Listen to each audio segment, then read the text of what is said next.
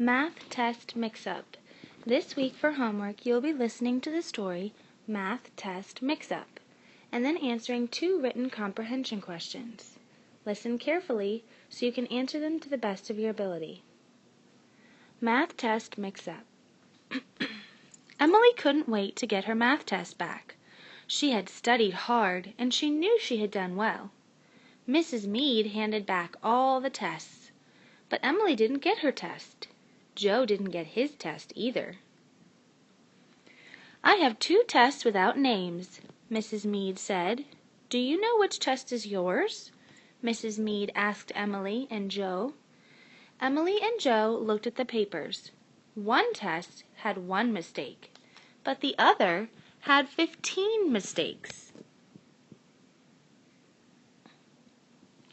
Emily reached for the paper with 1 mistake. "This one is mine," she said. Joe said, "No, I think it's mine." "It looks like my writing," Emily said. "It looks like mine too," Joe said. Emily stomped her foot and said, "I know it's mine." "Your name isn't on it," Joe said. "Neither is yours," Emily said back.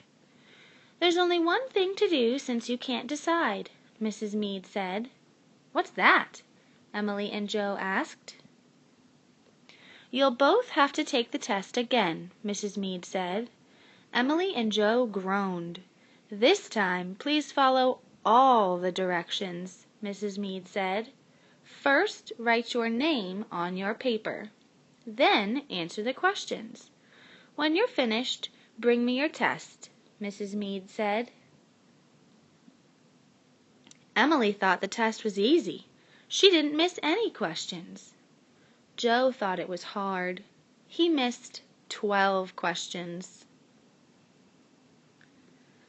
Emily said, "Next time I'll put my name on my paper." And Joe said, "Next time I'll study for the test."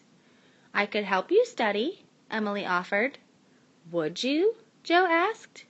"Then maybe I'll do as well as you." Now that you've listened to the story, it's time to answer your written comprehension questions.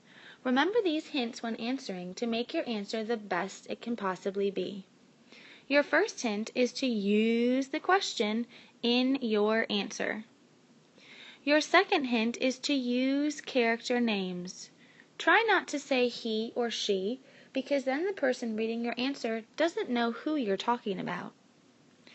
Use the book to find your answer. We call this text evidence.